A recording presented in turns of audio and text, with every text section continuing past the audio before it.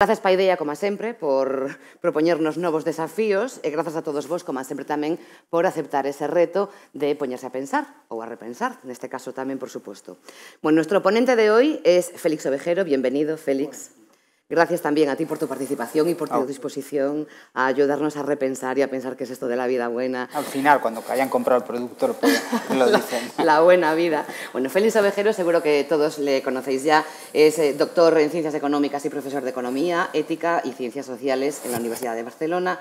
Ha realizado además largas estancias como investigador en las universidades de Chicago y de Madison e impartido cursos y seminarios en distintas universidades de Europa y de América. Además, ha publicado numerosos artículos en revistas especializadas sobre teoría social, filosofía de las ciencias sociales y filosofía política.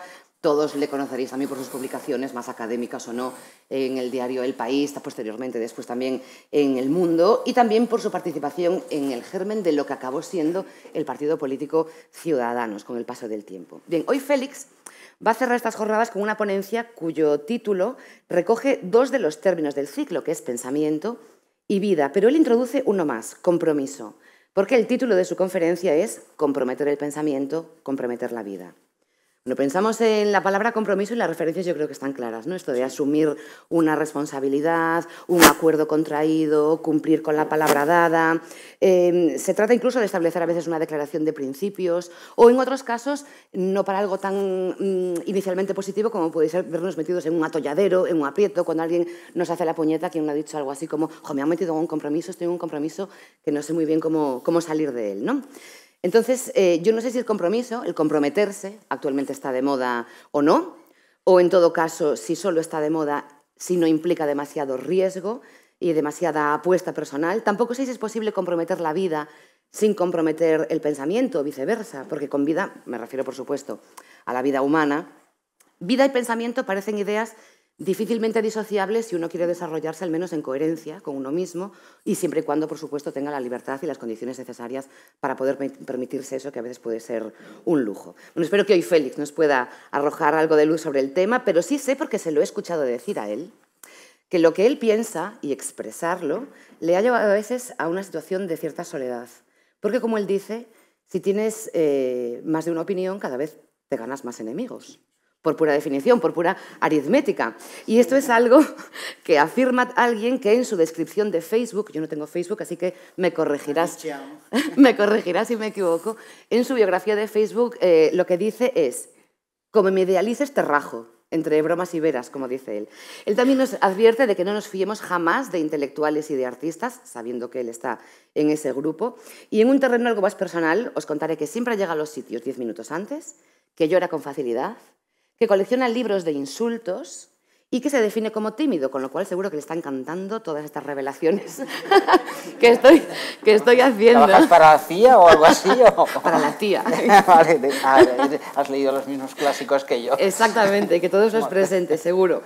Bien, más allá de estas pinceladas anecdóticas, Félix Ovejero afirma que va donde la razón le lleve, movido precisamente por su compromiso intelectual, y volvemos así al término que protagoniza precisamente su ponencia y que escucharemos a continuación con la máxima atención para después poder debatir con él las ideas que más os hayan llamado la atención o incluso poner sobre la mesa algunas nuevas que queréis tratar con él aprovechando su presencia aquí. Así que, Félix, gracias, bienvenido y cuando quieras, tuya es la palabra. Bueno, pues primero muchas gracias, me he sentido excepcionalmente acogido, de verdad. Estas son palabras que convencionalmente son protocolarias, pero esta vez sí que va en serio, ¿no? O sea, me he sentido muy bien. Muy bien esto. Vamos, llegué ayer y tampoco estoy por quedarme, por cambiar la cerradura de la casa donde me han acogido. Pero de verdad que me siento muy a gusto y además un poco ruborizado por estas impudicias que cuentas, pero vamos a abordar lo que nos ocupa. Por supuesto, has subrayado algo que podría ser una paradoja, y es que un científico social, un humanista o bueno, un tipo como yo, que más o menos cultiva un género que no es la matemática ni la física cuántica, pues va a invitarles a desconfiar de los intelectuales. Entonces, pues, desconfíen de lo que diga a continuación. Vaya esto por delante, ¿no? Entonces me voy a ocupar, suena un tanto solemne, vamos a tratar de aliviarlo en el camino, de algo que lo voy a encarnar en los intelectuales, en lo que se ha dado en llamar. Lo voy a colocar un poco mejor para que no roce así, con la barba, a ver si así se escucha un poquito mejor. ¿Se escucha bien?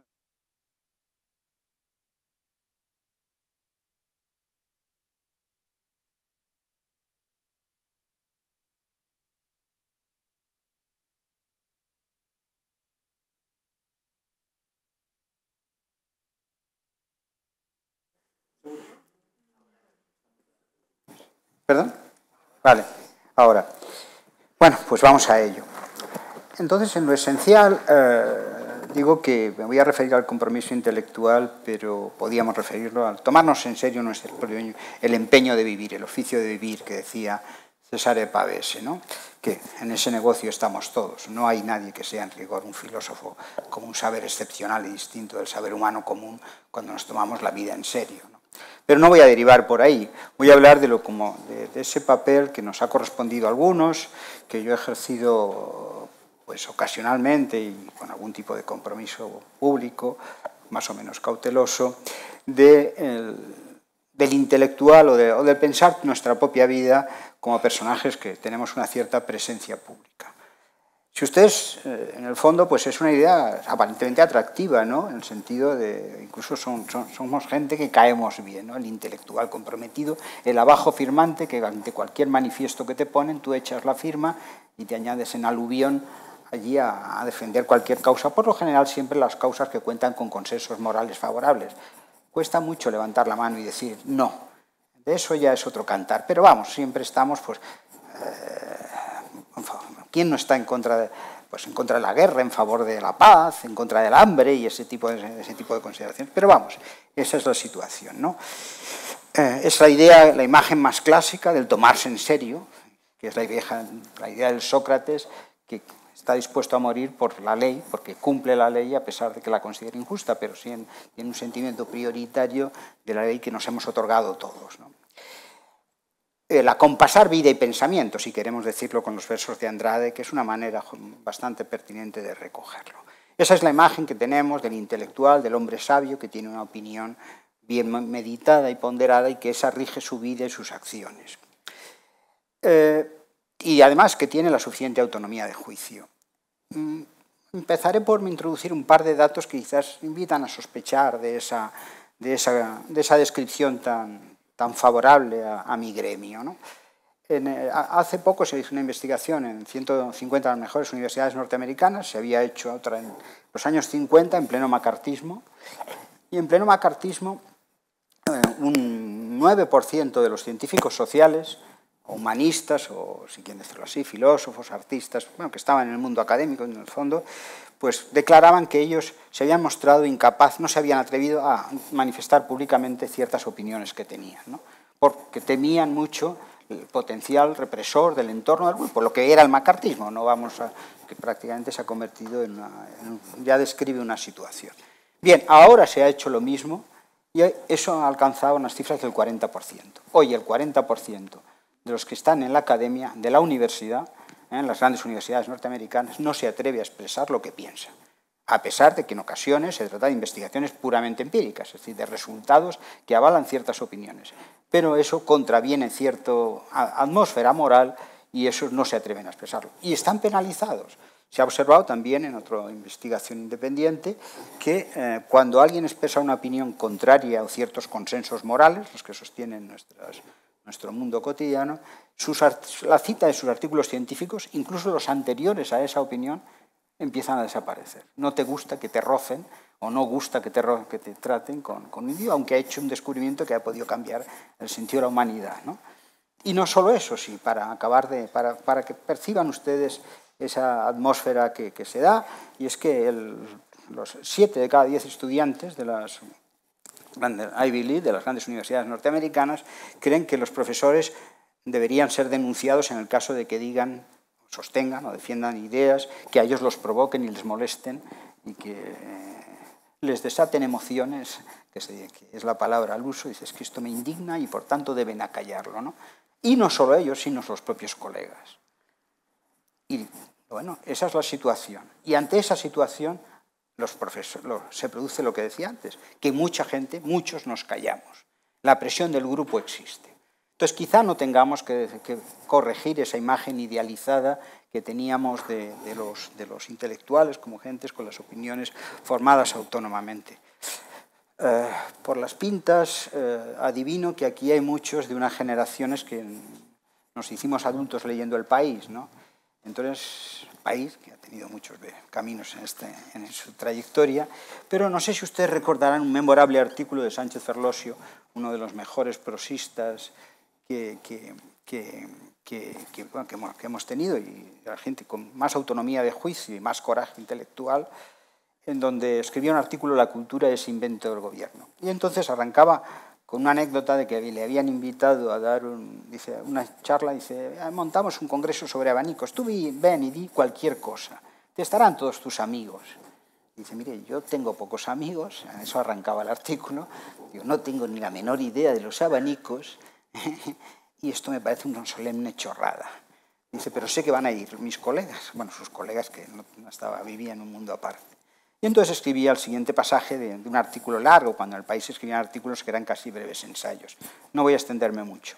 De los llamados intelectuales, teniendo precisamente por gaje del oficio el de no respetar nada ni a nadie, no pueden sentir respeto alguno hacia sí mismos. Sigue la cita. Nunca nadie recurre a los llamados intelectuales tomándolos en serio, como solo demostraría que se los reclamase no para pasear sus meros nombres remuneradamente, sino para pedirles alguna prestación anónima y gratuita. Más no se quiere, no se necesita su posible utilidad valga lo que valiera. Este acaso estorba, sino la decorativa nulidad de sus famas y sus firmas. Es como para sospechar si no habrá alguna especie de instinto subliminal que incita a reducir a los intelectuales a la condición de borrachines de cóctel, borrachines honoríficos de consumición pagada para dar lustre a los actos con el hueco sonido de sus nombres, a fin de que se cumpla eternamente la clarividente profecía del chotis, en chicote un agasajo postinero con la crema de la intelectualidad.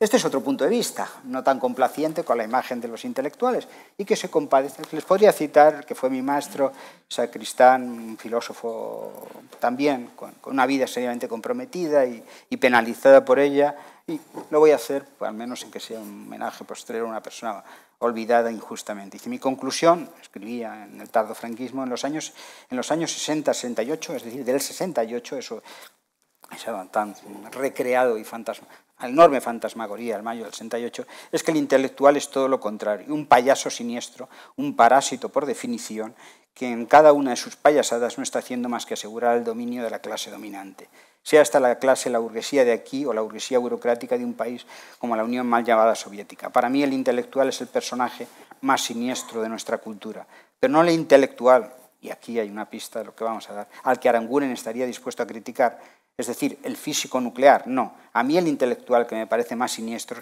es el supuestamente crítico, el que con su crítica está constante desarmando a la clase oprimida, a la clase explotada, el intelectual que somos los profesores de filosofía. Tiene una prosa más ingrata, más hostil, pero atina muy bien en lo que a mi parecer describe esa situación. Y bueno, pues ahora yo les he dado dos opiniones, una la convencionalmente asumida de que somos eso que se da en llamar pensamiento crítico. No sé si es que hay alguien enfrente que está el pensamiento dogmático. Todo pensamiento es crítico y es casi un pleonasmo decir eso de pensamiento crítico, ¿no? Pero bueno, voy a tratar de seguir el itinerario de este tipo de reflexión y rescatar al final la idea de compromiso. Creer que a pesar de eso, si alcanzamos algún tipo de precisión, podemos afinar algunas ideas.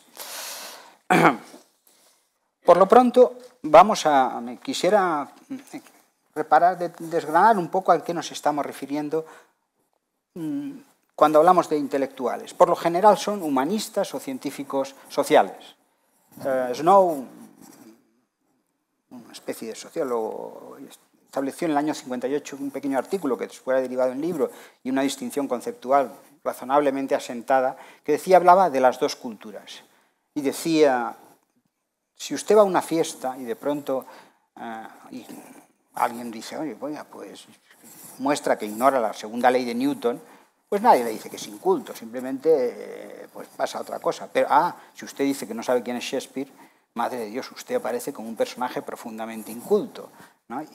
Y por supuesto, a mí me conmueven muchísimo los poemas de Shakespeare, soy creo un discreto lector de poesía, pero nuestra civilización la han construido las leyes de Newton, la que nos han permitido enviar hombres a la luna, movernos por aquí, levantar puentes, construir edificios y curar gentes y tirar bombas, muchas cosas. Pero todo eso se ha construido más sobre el conocimiento científico natural que sobre el refinamiento de nuestras sensibilidades que sin duda ha propiciado la literatura, que nos permite acceder a las vidas ajenas, y eso sin duda es un mundo de experiencias muy amplio y muy rico, pero no ha construido el mundo. Pero en todo caso, lo asombroso es que la superioridad cultural la otorgan los humanistas. Cuando hablamos del pensador, jamás nos ocurre que alguien que ahora que está relativamente reciente, la descripción del proyecto Manhattan, aquel empeño colectivo por construir la bomba atómica en el desierto de ¿dónde era? En Los Álamos, en el desierto de Nevada,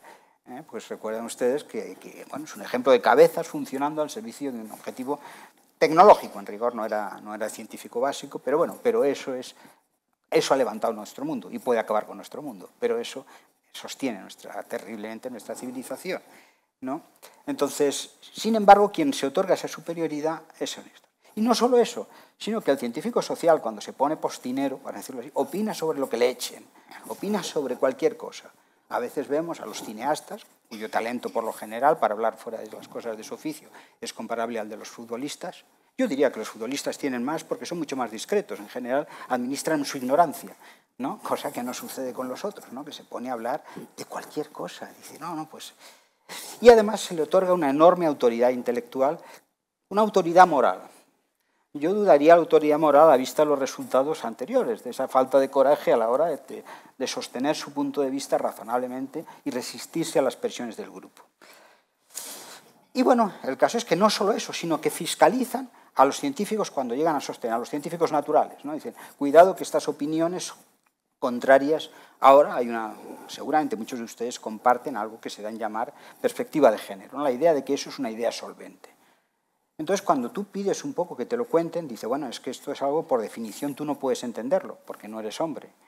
Entonces, claro, eso complica las cosas, porque si yo digo, no, intenta explicarlo, si es explicable, si hay una argumentación racional, eso es inteligible. Y si es inteligible, ya no es un privilegio que tenéis las mujeres, sino que sencillamente hay puntos de vista que yo he desatendido, como se han desatendido enfermedades que podíais haber padecido porque la medicina estaba concentrada o bien en los ricos o bien en los varones, pero bueno, eso una vez se amplía el punto de vista, yo escucho y atiendo.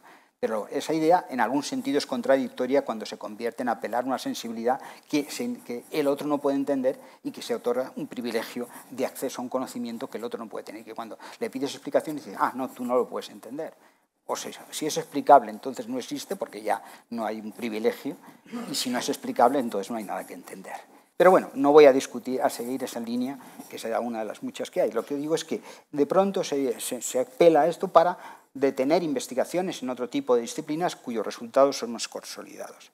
En rigor, eso tampoco es la primera vez, ¿no? Ustedes seguramente tienen la imagen esta de la ciencia moderna, que la ciencia, lo que llamamos ciencia moderna, que nace con Galileo, y luego Newton y las revoluciones científicas, y en ese momento se dice, bueno, pero es que la Iglesia, es una imagen incorrecta de cómo eran las cosas de la Iglesia, trató de prohibir ciertas teorías por en nombre de la religión. En rigor no eran tan majaderos, ¿no? Porque había argumentos no solventes para detener la investigación, pero si ahora les pidiera a ustedes, aquí en una pizarra, que me sostuvieran la teoría de que, quizás una digresión, pero un tanto provocada, bueno, sí, provocadora, de que yo les digo, voy a sostener que la Tierra está en el centro del universo y no del sistema solar y no al revés. Reparen que digo yo, miren, las cosas se caen porque está la Tierra aquí abajo.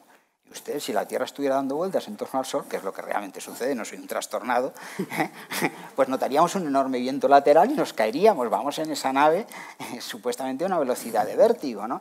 Y además ustedes miran hacia el cielo y ven que el Sol sale. Pues claro, aparentemente, o sea, estoy apelando a argumentos empíricos que son falsos. O sea, todos esos tienen una réplica, pero no vamos a dar una clase de física recreativa ahora, solo mostrando que cuando se aducía lo contrario no eran individuos trastornados. Pero bueno, ni siquiera era la apelación a otra teoría, se apelaba a tesis filosóficas para decir que el pensamiento de la ciencia era un pensamiento inseguro, y eso era verdad.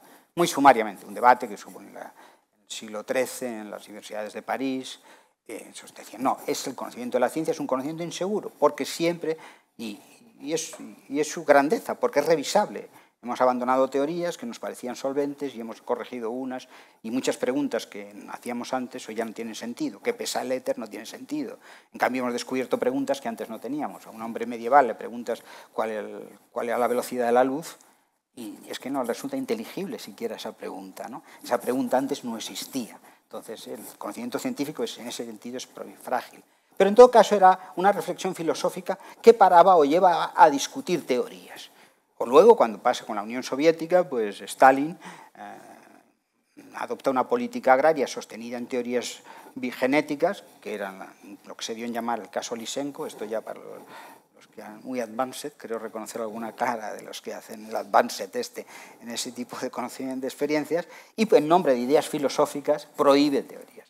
Pero eran debates, eran debates. Ahora hemos llegado a una situación donde las cosas han cambiado. Ahora la idea misma de debatir se ha acabado. Es decir, cuando tú sostienes una teoría que es en algún sentido incómoda, te silencian. Y se producen ese tipo de silencios.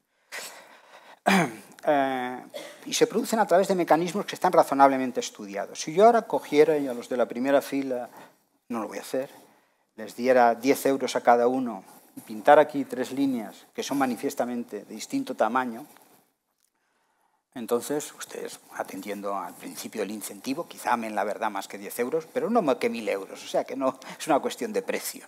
Entonces dirían, caramba, pues dirían lo que yo les he hecho pagar, pues pago por ello.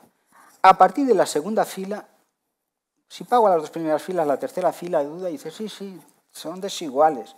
Y el de la última fila se quemaría lo bonzo por sostener que son desiguales en contra de la evidencia de sus sentidos. Esto es un experimento de Asch de la presión del grupo.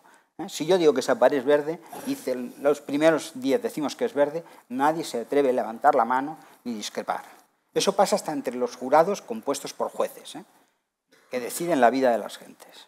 Eso está comprobado empíricamente. La presión del grupo coacciona.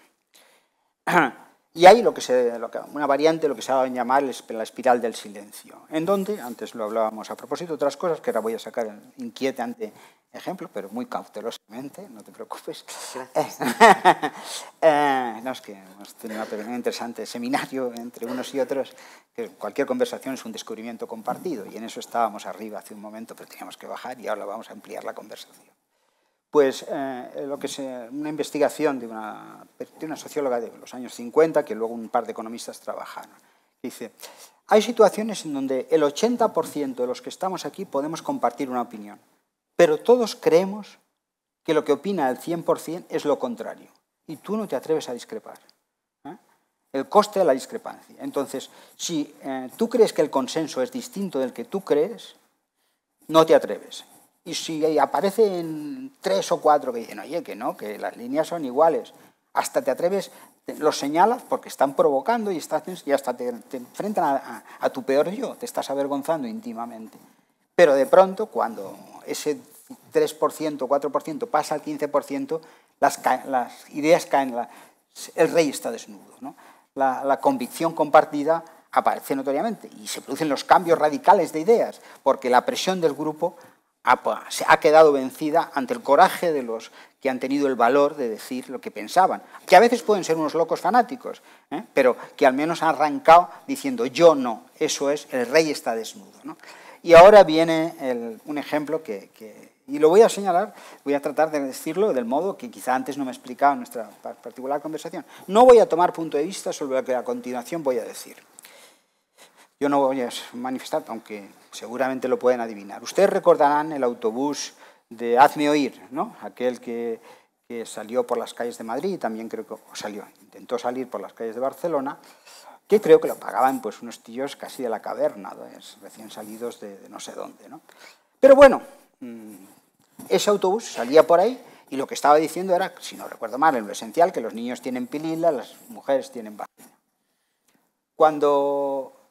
Y de pronto, en un fin de semana, un montón de españoles que había construido su vida, sus familias, había interpretado las películas, las novelas de Madame Bovary, había visto los documentales de la 2 en El León y la Leona, todo su mundo de estar en el mundo, todo su mundo se había basado en eso de que los niños tienen pilila y que luego pues ahí. Yo no tomo punto de vista acerca de este debate, lo que digo es lo que pasó. Salieron que había que prohibir la aparición de ese autobús, no que ese punto de vista se podía discutir o discrepar. No era decir, no, qué locura dice, no, que no es verdad, y tal. No, que un punto de vista, que era el mismo, que el que había sostenido 10 minutos antes, y que el lunes al trabajo, y a la hora de llegar a sus casas, y a la hora de tratar a sus hijos y a sus hijas, e ir al médico, iban a volver a recuperar. Se produjo una presión de grupo que nadie se atrevía, y le puedo decir que eso pasó también entre columnistas, ¿no? Y estás en esa situación del vértigo, de la presión, pues esos mecanismos, como digo, se han dado, ¿no? La lógica de ese tipo, eso ha cambiado, porque ya no es el debate medieval o el de Stalin de una discusión filosófica que prohíbe ideas científicas, que es un puro despropósito, porque en realidad la filosofía se mide con la ciencia, no la ciencia con la filosofía, sino que se prohíbe la idea y se prohíbe la posibilidad de discutirlos. Les voy a contar otro caso, y esto de utilizar los ejemplos creo que pueden ser interesantes, ¿no? Hace unos 25 años, un físico, de primera, bueno, competente, en los gremios estos cualquiera pues, sabe lo suyo, ¿no? Envió a una revista posmoderna un artículo en donde había que hablaba pues, sobre sazonado, condimentado con frases de diversos filósofos, la teoría de la relatividad, la mecánica cuántica y diversas cosas, ¿no? Entonces, este señor, que eran dos, en realidad se llamaba Sokal, ¿no? Y entonces lo envía. El artículo estaba lleno de despropósitos, era una pura locura. Y él lo había escrito diciendo que les voy a endiñar una locura. Entonces, cuando aparece el artículo en la revista, les dice, miren, señores, ustedes carecen de todo criterio, una revista de evaluación, no esta de periódico, ¿no? Una revista medio académica. Ustedes carecen de todo criterio de calibración. Ese artículo es insensato. Cualquier persona que sepa leer y que sepa seguir un razonamiento se da cuenta que no tiene ni pies ni cabeza. Y denunció lo que se llamaba el posmodernismo. La crítica al posmodernismo tuvo mucho que ver con la crítica diciendo, ustedes... O sea, yo les hago ahora mismo, de hecho, hubo a partir de ahí una coña con lo que ahora la inteligencia artificial haría como a churros, que es colocar frases ortopédicas en combinaciones posibles, manejarlas, lanzarlas y a la que salga, ¿no? Que decía Unamuno, ¿no? Pues, o Urbaneja, el pintor que menciona Cervantes en el Quijote, ¿no? Lo que le salía, pues es un santo o una virgen, lo que salga. Pues eso denunció el caso Sokal, ¿eh? Y entonces se produjo un escándalo, en algún sentido se ruborizaron los de la revista porque les había mostrado la vergüenza, que carecían de criterios de calibración. Pues bien, hace unos 5 años se hizo algo parecido por parte de alguien que estaba ya preocupado por la atmósfera intelectual de estos grupos y enviaron a 3 revistas académicas también, pues un artículo sobre la perspectiva de género en los perros de los parques y otra serie de consideraciones de este orden. Naturalmente todo era inventado, todo tenía un puro delirio y lo habían hecho a conciencia para mostrar que pasaba lo mismo. Pues ¿qué pasó esta vez? Que quienes mostraban que no habían evaluado los artículos por consistencia empírica, por su calidad lógica, por la calidad de los razonamientos, denunciaron a los que les habían mostrado las vergüenzas diciendo que porque tenían que ir al psicólogo, porque habían quedado irreparablemente traumatizados por su propia desvergüenza. Es decir, se tuvieron que callar quienes mostraban ese tipo, y les complicaron la vida académicamente, ¿eh? Algunos de ellos, creo que eran 2 o 3, los echaron de su propia universidad por hacer lo que un científico tiene que hacer, entre otras cosas. No solo contribuir, que no lo hacemos, por razones que sería largo ahora contar, no solo avanzar en la investigación, sino criticar las ideas que no funcionan, mostrar que muchas de las cosas que no se hacen. Y esa situación había cambiado. A partir de ahí, la gente se lo iba a pensar. Y esos son los mecanismos que acaban funcionando en el grupo.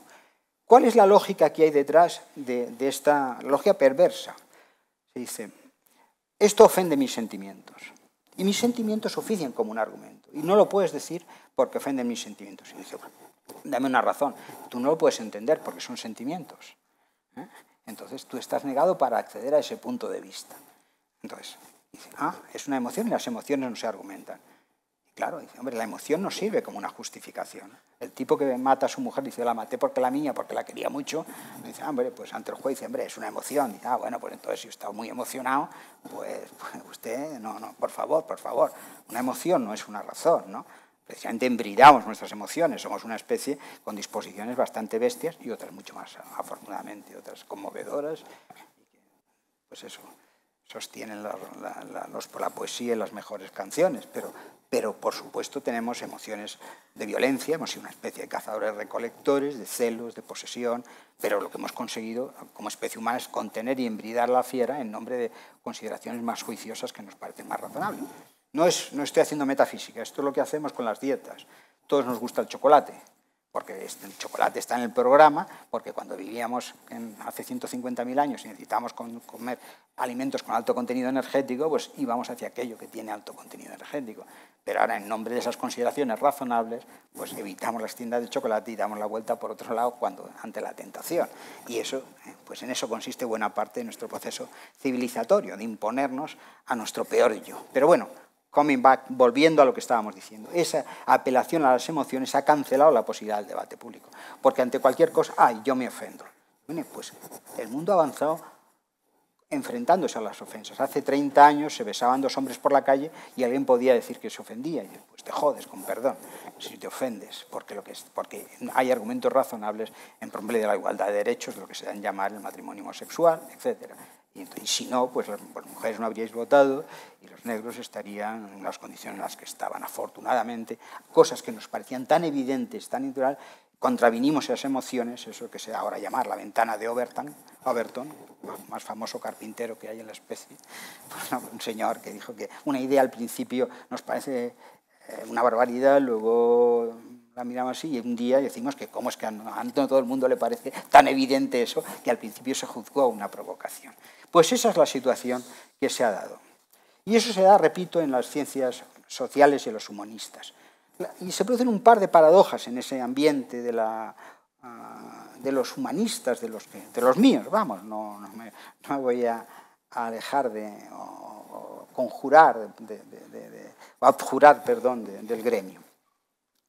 Por una parte, la tradición del pensamiento así más liberal, que es más progresista, dice que está en contra de todas las reglas. Esto en el arte, yo hice un pequeño libro, bueno, un libro no pequeño, desgraciadamente todo me salen unos verdaderos ladrillos, pero sobre la desaparición de las reglas en el arte, y entonces a partir de determinado momento la ausencia de reglas se convierte en una regla, ¿no?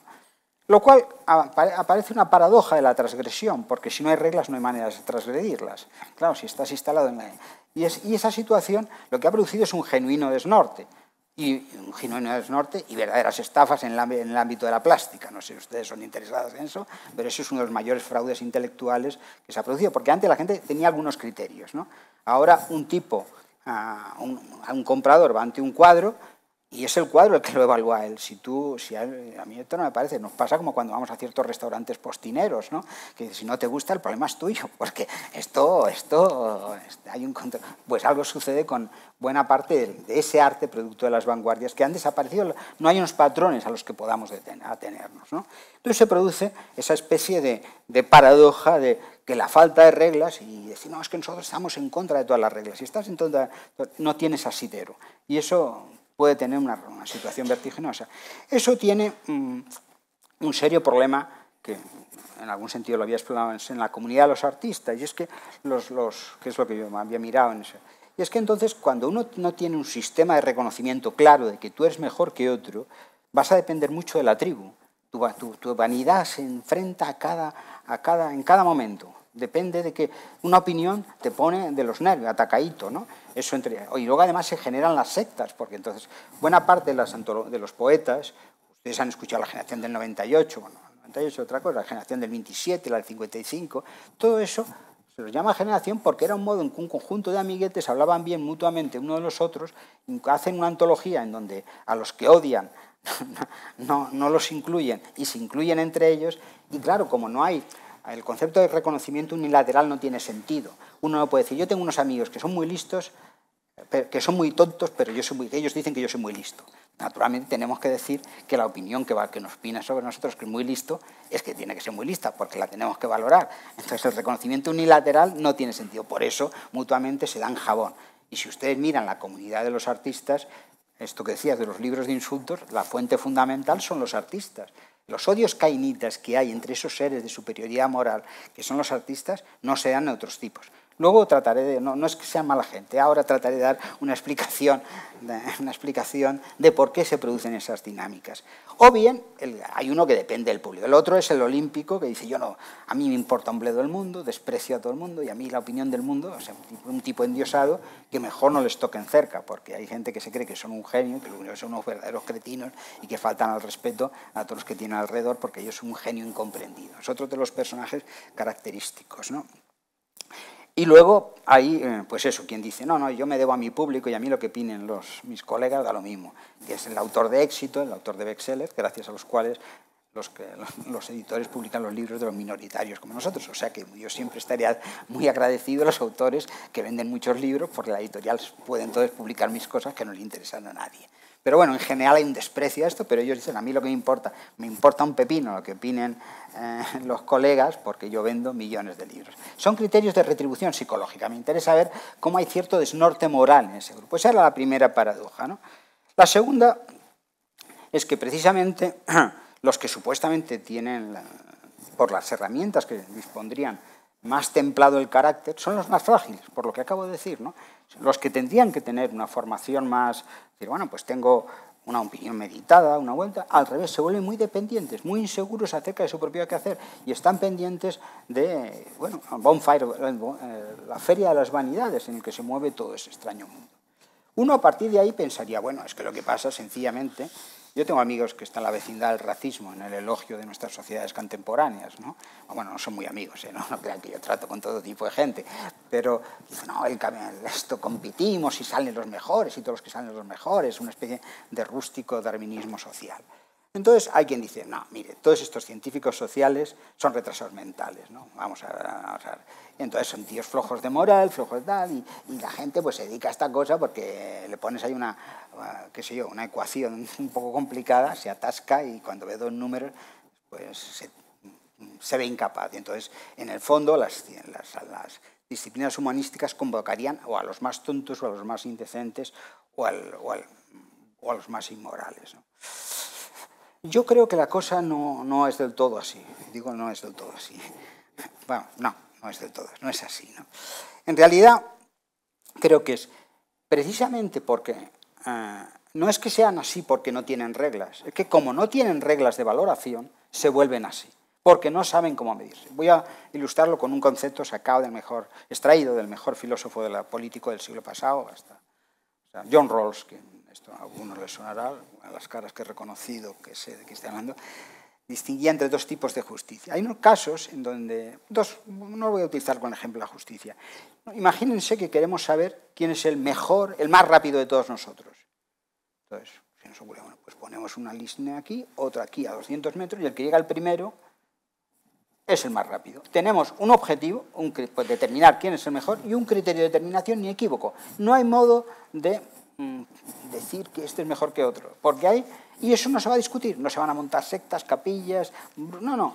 En cambio, pues, ¿quién me dice que un poema, qué sé yo, la luna vino a la fragua con su polizón de mardos, el niño la mira, el niño la está mirando, algo de Lorca, ¿no? Relativamente, bueno, es bonito, pero si lo desmenuzas analíticamente,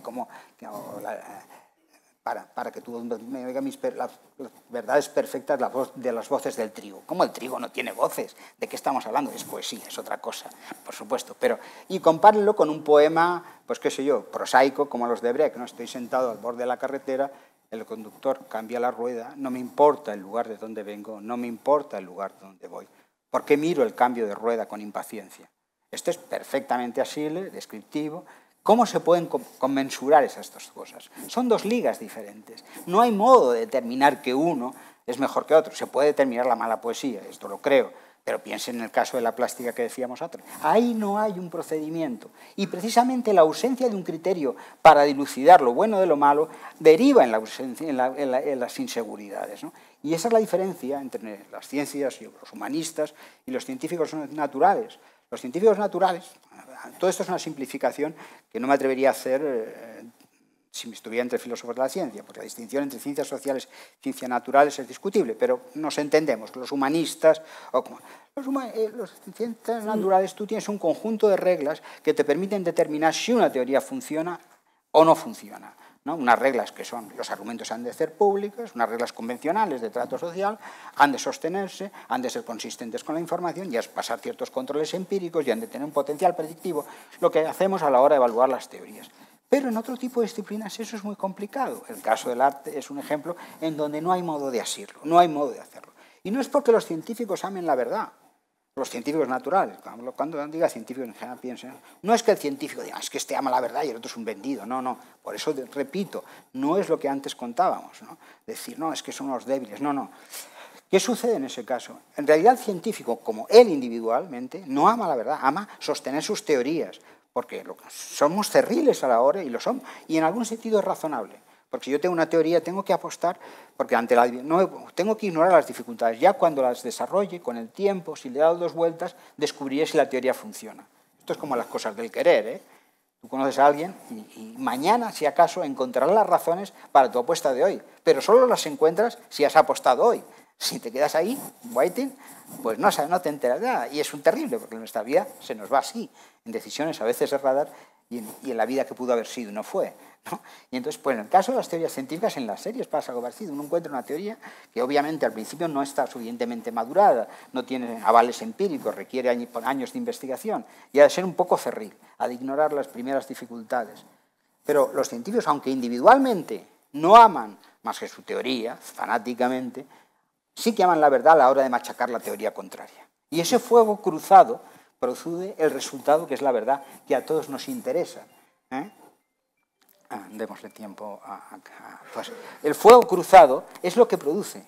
Entonces, las motivaciones de cada uno de nosotros en esa comunidad donde las reglas están claras son irrelevantes. Da lo mismo que el tipo quiera dedicarse a la ciencia, porque mire, de vez en cuando te invitan a estas cosas, viajas, conoces chicas, en fin, y no ganan mucho dinero, pero la vida te permite orearte un poco, ¿no? O lo puede hacer, pues qué sé yo, pues salir por la tele, que no es el caso, obviamente, y ese tipo de cosas. Yo qué sé, las motivaciones pueden ser oscuras, pero si quiere triunfar, ha de atenerse a las reglas. Esto es como un jugador de ajedrez. El jugador de ajedrez, pues a lo mejor le aburre el ajedrez, pero no puede coger la ficha y tirarse al cráneo y decir, he ganado porque le he dado con la ficha entre los ojos. No, eso tiene que respetar unas reglas y eso determina al triunfador. Con independencia de las motivaciones, es lo que me interesa destacar, con independencia de la naturaleza de cada uno, sin embargo, hay un procedimiento pautado que nos permite reconocer la calidad de la otra. Y eso abarata la vida, la hace más llevadera, desde el punto de vista de que pues no tienes que ser un héroe, porque... Y ahí es donde creo que en ese tipo de disciplinas, en donde no disponemos de un norte claro, en donde tenemos incertidumbres, que es esa parte, en donde está la vecindad de nuestra vida de todos, porque lo que estoy describiendo es la vida de todos, ¿no? En esa vida de todos es donde tenemos que desenvolvernos. Tenemos un modo de baremar la calidad de las gentes en ese mundo en donde no hay modo de baremar definitivamente la calidad de sus productos. Eso. Entonces, ahí es donde hablo yo de la idea de compromiso, de algo parecido a tomarse en serio, ¿no? Entonces, ¿de qué modo podríamos ver si alguien se toma en serio a la hora de sostener las opiniones que adopta? Habría un sistema aproximativo, rudimentario, pero algo nos ayuda. Si a la hora, decía Upton Sinclair, dice, es difícil conseguir que un hombre entienda algo cuando su salario depende de que no lo entienda, ¿no? Bueno, pues eso en fino, en economía, en fino, en tosco, se llama coste de oportunidad. Cuando nosotros tomamos una decisión, esa decisión vale aquello cuanto hemos estado dispuestos a renunciar por adoptarla. Si tú estás apostando a favor de corriente, si te estás apuntando a la Gray, a las líneas que son manifiestamente desiguales, la calidad de tu opinión, a lo mejor no tengo modo de averiguarlo porque estoy en otra habitación y no veo las líneas, pero si alguien está dispuesto a sostenerla contra la presión del grupo, bueno, si tiene coste de oportunidad, si sostener eso te cuesta, al menos algo ha apostado. No, por supuesto, eso no quiere decir nada, es una primera aproximación, como la coherencia. Uno es ser coherente con sus ideas, sí, pero el talibán que pone la bomba y se lleva por delante su vida y la de otros, apuesta coherentemente y sus ideas no tienen calidad. Y eso es lo que nos interesa pasar, no solamente una cierta consistencia, un cierto acompasar la vida con el pensamiento, sino que además eso sea el mejor pensamiento, ¿no? De eso se trataría. Vamos bien, ¿no? Sí. Vamos bien. Sí. Entonces, ¿de qué modo podemos perfilar un poco más, porque les he dicho, parece una rogatoria de santos, hay que ser bueno y tal, sí, bueno, pues sí. Pero vamos a precisar de algún modo esa calidad. Eso es lo que tradicionalmente se ha merodeado con la idea de compromiso, ¿no? Compromiso se ha podido entender muy en general en dos sentidos, ¿no? El sentido característico de quien acuñó y tenía el copyright de la idea del autor, del filósofo o del pensador comprometido, Jean-Paul Sartre, por supuesto les suena, ¿no? Que él sostenía que cualquier individuo es siempre y bajo cualquier circunstancia, nuestra esencia, por así decirlo, es no tener esencia, es ser individuos eternamente libres, ¿no? Siempre estamos en condiciones de elegir, ¿no? Aunque sea suicidarnos, pero siempre estamos en condiciones de elegir. Lo que nos hace seres humanos es esa perpetua capacidad de elegirnos a nosotros mismos, de querer ser quienes somos. Somos una especie de sujetos sin atributos, ¿no? De entidades desprovistas de características y que nos decidimos nosotros. Eso, en algún sentido, parte de un extraño esencialismo, porque a veces, esencialismo quiero decir con eso que a veces te dicen, estudiante, digo, ¿verdad que no tiene sentido que alguien te diga, no te quiero porque seas rico, guapo, divertido, inteligente, sano, maravilloso, sino por lo que verdaderamente eres? No somos una percha a la cual se le cuelgan eso en un montón de atributos, sino que somos ese conjunto de atributos. Y esos atributos nos constituyen. En algún sentido, por supuesto, tenemos biografía, sarmentosos de historia acumulada, decía Gil de Viedma, ¿no? Tenemos biografía, somos una trama de circunstancias, de historias. Entonces, esa especie, además, no tienes desde dónde elegir. Tú no eliges tus preferencias, eliges desde tus preferencias. No dice, ¿cuáles son tus preferencias sexuales? No, yo no elijo mis preferencias en el menú, las tengo. Y eso me constituyen, ¿no? Y las puedo revisar, pero las tengo. Y esa es una idea un poco realista, poco compatible, y además entonces la idea de elegir pierde todo criterio. Si todo da lo mismo, no hay ni mejor ni peor. La otra idea es que se ha popularizado más recientemente, aunque es tradicional, tiene mucha tradición, mucha historia, casi toda impresentable, reaccionaria directamente. Vincula la autenticidad a lo que he sido, a mi identidad, a mis rasgos biográficos, ¿no? Yo estoy constituido, pues yo soy catalán, ¿no? Entonces el catalán me obligaría a estar a la altura de esa condición que supuestamente me atribuye, ¿no? Entonces yo tendría una identidad esencial, impermeable al paso de los tiempos. Por supuesto, ante cualquier experimento mental, esto es un puro desatino, porque yo no podía mantener una conversación con alguien de 1714, ¿no? Porque yo le hablo de la liga, del Tinder, qué sé yo, de los coches, no, de los derechos de las mujeres. Eso es algo que ni siquiera podíamos entender, ¿no? No hay nada parecido a una identidad esencial de los pueblos. Pero sí es verdad que hemos nacido en determinado momento, ¿no? Y que eso nos proporciona un marco de referencia. Pero eso no quiere decir que no podamos escapar a esas determinaciones del origen, ¿no?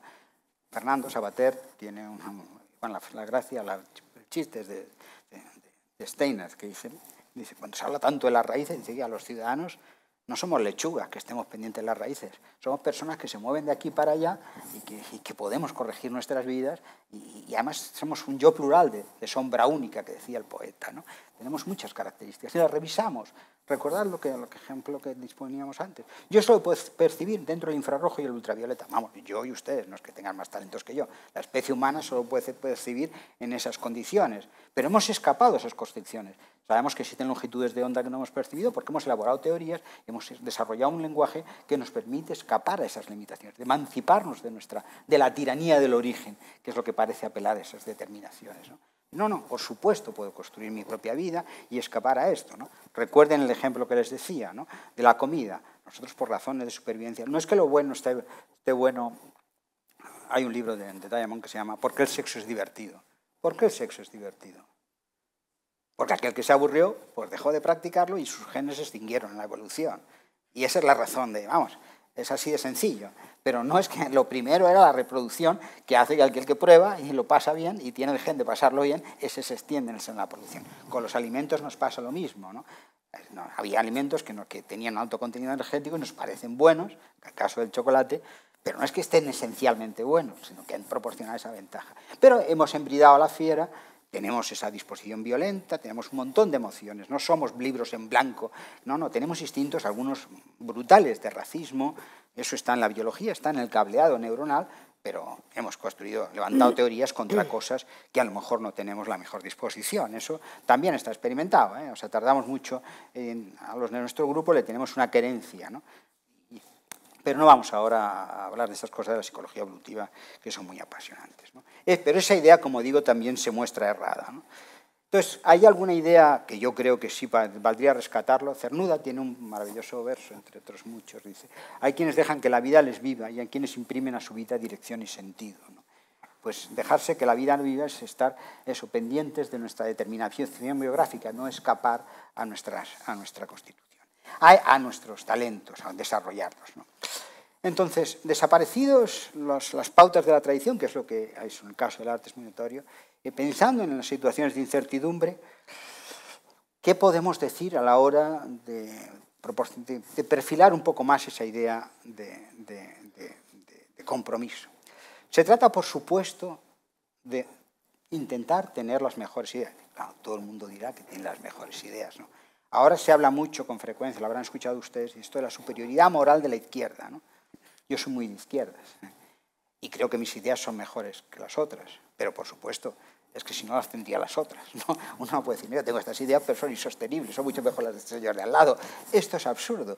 Esa es una convicción que todos tenemos a la hora de sostener cualquier idea. Lo que no quiere decir que yo, y esa es la idea errada, presuma que mi trato con mis ideas es mucho más honesto que el que tiene otro punto de vista. Dice: no, es que yo lo hago porque soy un amante de la verdad, mi amiga lo hace porque sus intereses, porque está al servicio, porque es imbécil, o porque las tres son ignorantes, imbéciles o inmorales, ¿no? No, es que defiende los intereses del sistema y por eso sostiene. Entonces no hay conversación posible si no presumes que el interlocutor también tiene un afán de verdad y que tiene un trato tan sincero con sus convicciones como la tienes tú. Y como decía Camus, dice: si la derecha tuviera razón, allí me encontraría. Y ese afán de verdad, esa especie de donde la razón me lleve, por volver a la cita que hemos audido, es la que nos debería guiar, ¿no? Y ese criterio, por supuesto, todo el mundo lo suscribe. Entonces vamos a tratar de perfilarlo. Se trata de disponer de ciertas ideas de cómo podemos perfilar de algún modo ese disponer de las mejores ideas. Por supuesto, las mejores ideas se tendrían si utilizamos convenientemente los mejores procedimientos para calibrar las ideas, que sean compatibles con lo conocido, estar dispuestos a revisarlas.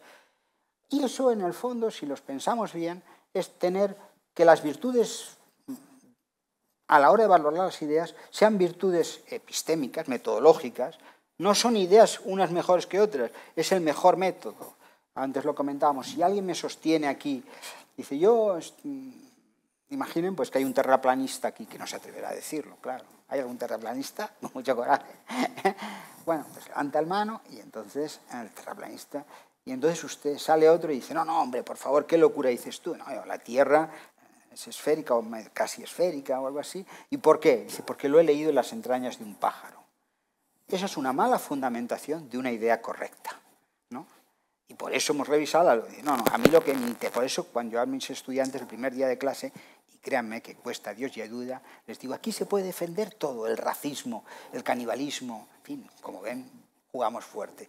Estáis a los 20 años, estáis en la universidad, que debería ser el escenario de la mayor libertad, no tenéis que pactar vuestra biografía con la hipoteca, la familia ni las instituciones, o no deberíais tenerlo, pero por supuesto no basta con decir, la que digáis requiere avales, requiere razón. No digáis porque sí, porque me lo parece, o de modo velado, porque nadie lo va a decir, porque es que lo dicen mis amigos y yo quiero ligar con esa chica, ¿no?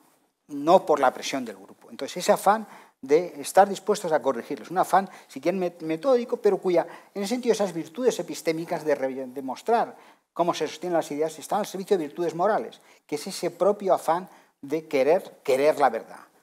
No un afán de verdad, sino un querer la verdad, ¿no? Que ser valiente, lo dice Sabina, ¿no? Casi el cuento se resume en eso, que ser valiente no salga tan caro, que ser barato, que ser cobarde no merezca la pena, ¿no? Y ese es de intentar apostarlo. Eso supone tener una cierta desconfianza de nuestras propias creencias. Y que una idea, que cuando digo creencias no digo creencias religiosas, esto es un vicio de filósofo de la ciencia. Tú crees que el sol saldrá mañana, eso es una creencia empírica. avalada. Si crees que Dios creó el universo, es una creencia, a mi parecer, falsa, pero es una creencia. Todos son creencias, lo que pasa es que una tiene avales. No es, perdón por una pijadita, pero es que como uso la palabra en ese sentido, pues entonces puede inducir a confusión, ¿no? Entonces, poner particular atención a aquellas ideas que son incompatibles con lo que nos estamos sosteniendo y estar dispuesto a revisarlos, ¿no? Mirar aquellos lugares que podríamos tentarnos evitar a mirarlos. Una serie de consideraciones de orden, ¿no? El rigor, la honestidad, ya lo sé, voy a empezar a parecer un rabino, ¿no? La perseverancia, el coraje para defenderlas, está dispuesto a estar a asumir el coste, ¿no? En fin, eso es lo que yo quería contar en lo esencial y seguramente no lo he hecho del mejor modo, pero voy a recordar un poema que todos ustedes seguramente conocen, o casi todos, y que creo que captura esto y lo podría haberme evitado lo que les he estado contando hasta ahora, pero que al menos vamos a hacerle justicia al poeta y al autor.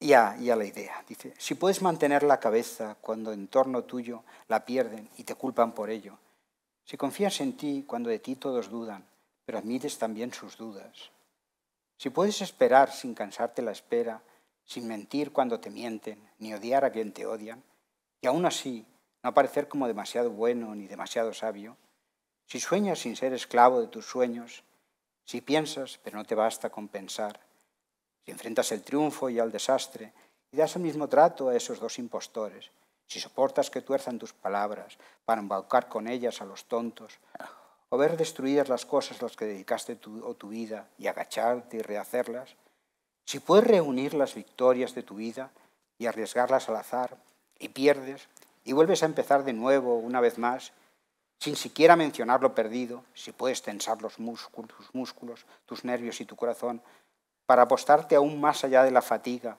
y resistir cuando ya nada te queda sino la voluntad de resistir. Si puedes hablar con multitudes sin perder la virtud y pasear con reyes sin perder la humildad, si no pueden hacerte daño tus enemigos, tampoco tus amigos, si todo el mundo cuenta contigo, pero no en exceso, si no dejas ir ni un segundo de los que recorren cada minuto, tuya es la tierra y todo lo que en ella habita, y lo que es más, serás hombre, hijo. Gracias, eso es lo que quería contarles.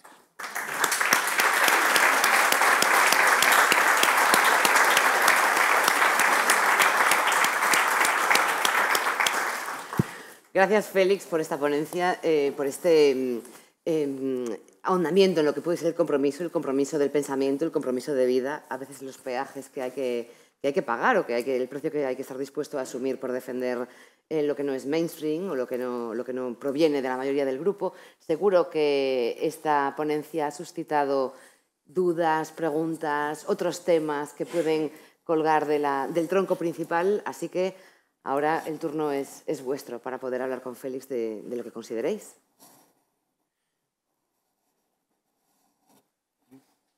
Aquí, sí. Perfecto. A la conferencia, y el pensar tiene un precio, es evidente, ¿no? Sobre todo si lo manifiestas, lo que piensas, ¿no? Sí, claro. Pero por otro lado, pienso, ¿qué cabida tiene hoy en día la objetividad en el pensamiento? Porque cada vez, ahí está de moda aquí, es la polaridad, ¿no? Entonces, la objetividad es una cosa que es difícil de encontrar, ya sea en una tertulia política, deportiva, de cualquier cosa, es muy difícil, porque yo creo que todos lo conocimos, La Clave, ¿no? Ah, sí, claro. Ese tipo de programa yo no lo veo ni en la radio ni en la televisión. Y era muy enriquecedor, ¿no? Sobre todo en su momento. Sin duda, sin duda. Y luego, la tercera pregunta, reflexión, es cuanto menos pensamos, menos infelices somos. Eso se suele decir, ¿no? Yo con los griegos coincido que no, que de hecho el mal está asociado a la ignorancia, ¿no? Lo que pasa que el oficio, con esperanza, decía un filósofo que yo aprecio mucho, que está citado en el prólogo, al abrir el libro de uno de los últimos libros, el último libro, con esperanza, sin esperanza, y aún contra toda esperanza, la razón es nuestro único asidero, decía Javier Muguerza, uno de mis maestros intelectuales. No hay modo de pensar fuera de la razón. O sea, si ustedes me dicen, yo estoy contra la razón, si alguien dice, y tú digo, argumentamelo, ¿y qué va a hacer? O sea, estás instalado, tienes que darme razones, entonces te tengo atrapado en la razón. En ese sentido elemental, inevitablemente estamos instalados en la razón. Sí que es verdad que tenemos una disposición muy humana a engañarnos. Eso está en el cableado neuronal, ¿no? Esa disposición a mentirnos. O sea, le voy a mostrar con un experimento que ni siquiera... O sea, hay experimentos de psicología social hasta la fatiga que muestran la disposición a engañarnos. Si tú por ejemplo, le preguntas a los estudiantes qué les parece copiar, y honestamente te dirán que les parece mal, seguramente, ¿no? Entonces yo salgo del aula y les dejo copiar, ¿no? Entonces, al cabo de 5 meses les pregunto qué piensan de copiar. Y han cambiado el punto de vista, porque no podemos mantener dos creencias incompatibles, sean disonancias cognitivas. Hemos de rebajar aquella que nos interpela más, ¿no? Entonces acabamos corrigiendo nuestros juicios en áreas del lugar de menor resistencia, ¿no? Entonces tratamos de dar sentido a nuestras acciones, a pesar de que sean acciones en el sentido moralmente, en el sentido incorrecto. Pero le digo que tiene un soporte neurológico. Esto se contó se acordarán del Dr. House, que es algo anterior a la clave, algo posterior, perdón, pero en un momento se ha hablado de un caso que es muy conocido entre los neurólogos y que ha dado pie a un libro, por ejemplo, que se llama El cerebro dividido, ha dado pie a muchas cosas. A muchas personas que tienen epilepsias profundas, pues el cuerpo calloso se lo separan, los dos hemisferios cerebrales los tienen independientes, ¿no? Entonces, eso hace que si yo te tapo el ojo, toda la información que llega del otro de aquí, que va a este lado, pues no la procesa la otra área del cerebro, ¿no? Entonces, yo le tapo a usted el ojo y entonces le digo, coja esa jarra de agua y échesela por la cabeza. Lo coge en un cartelito y tal, y lo coge y tal, y se la echa. Entonces, ahora le paso otro cartelito y dice, ¿por qué te la has echado? Y debes la necesidad de explicarte y dar respuesta. Dice, es que tenía calor, ¿no? Somos máquinas necesitadas de explicación y, por tanto, de mentiras, ¿eh? Nuestra biografía no la construimos porque es muy difícil estar desnudo. Entonces, eso es la fuente de, como sugería, de engañarnos, de a veces querer ignorar los datos, pero razonable, pero no hay modo, de verdad, no le doy una palabra, no es crea mi palabra, sino si hay que navegar, es mejor disponer de la mejor cartografía, ¿no? Saber dónde queremos llegar y cuál es el mejor modo. Entonces, si yo me puedo querer curar con una pata de conejo de un tumor cerebral y me puedo frotar hasta la fatiga, pero el mejor conocimiento es el mejor disponible y lo voy a hacer. Y quizá no quisiera saber que tengo la enfermedad. Por supuesto, no es un afán fanático de verdad. Yo creo que hay mentiras piadosas, ¿no? Eso es sencillamente, es absurdo cuando dicen, no, es que un fin no justifica los medios. Continuamente estamos asumiendo que hay cosas que vamos a no hacerle daño gratuito a un amigo, un montón de razones en las cuales está justificado en nombre de un bien superior. Imagínese ahora, ¿no? Le voy a contar un ejemplo de estos que no son tan majas. Pues hay un tipo ahí que está a punto de detonar una bomba, ¿no? Y que puede llevarse por delante toda España. ¿Estaría justificado pegarle un tiro sin interrogarlo antes? Seguramente sí, ¿no? Hay casos en donde nos vemos a pequeñas violencias de ciertos principios.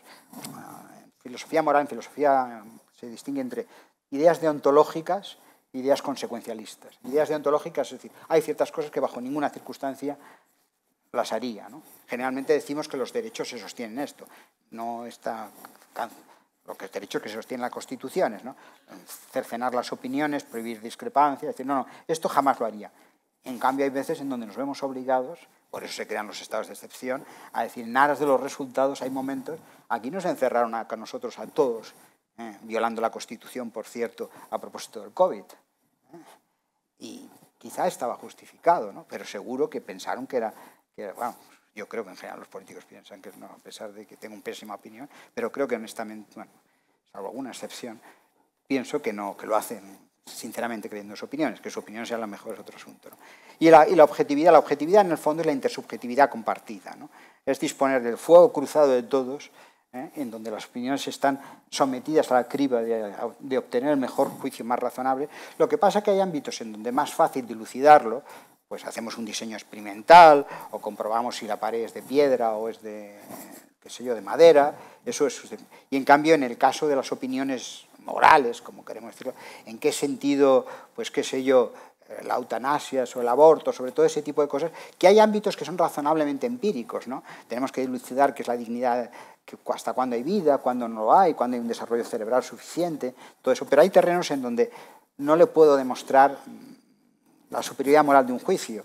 Pero eso no quiere decir que no lo pueda razonar, ¿eh? O sea, podemos sobre muchas cosas razonar sin llegar a un ámbito experimental, ¿no? O sea, no hay experimentos para determinar la distinción entre buenas opiniones y malas. Lo que pasa es que, terriblemente, la política es penosa, y ahí el papel de los intelectuales ha sido horrible. O sea, yo he visto sostener gente que estaba condenando la amnistía hace 1 año y medio, y en 3 meses, y gente que rige, acabar sosteniendo exactamente lo contrario. Es, hombre, en una de las 2 ocasiones, y es por una especie de estúpida disciplina, y seguramente también porque creen que hay un fin ulterior que lo justifica, ¿no? Y cuando se trata de las ideas hay que estar dispuesto a decir que no. Pero bueno, no quiero hacer de rabino, ¿eh? En todo caso, aparte de la objetividad, creo que añadías otro término que era la polarización, ¿no? De ver los tertulianos en el fútbol, en política y demás. Sí, que se echa de menos un poco la variedad dentro de un grupo, ya sea en un programa de cualquier tipo. Sí, pero es que eso discusión. es el envilecimiento de la televisión. Sobre eso tengo ocurrencias, ¿no? O sea, tengo ocurrencias porque es una conjetura que voy a desarrollar ahora y que es mía. O sea, eso no es para otorgarme ninguna arrogancia, sino que pueden pensar que es una majadería y a lo mejor lo será, ¿no?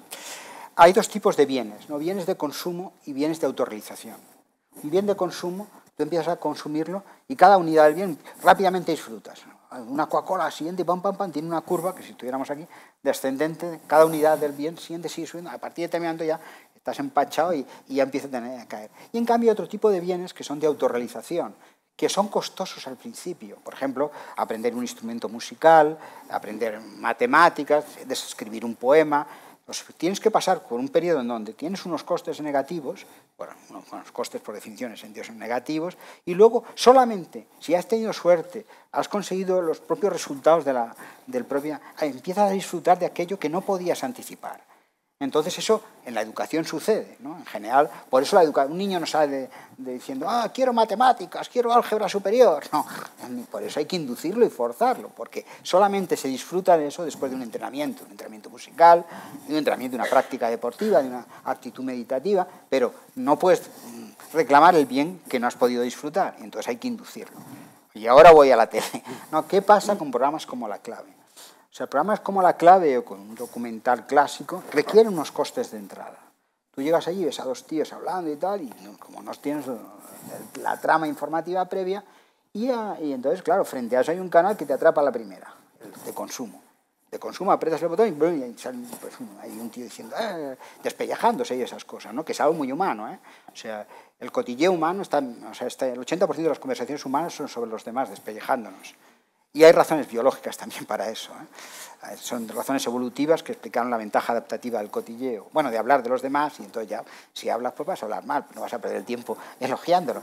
Entonces, ¿qué pasa con ese tipo de programas? Que tienen unos costes altos de entrada. En ese sentido, voy a hacer la enésima barbaridad, la televisión de Franco era mejor, porque no podías cambiar de canal.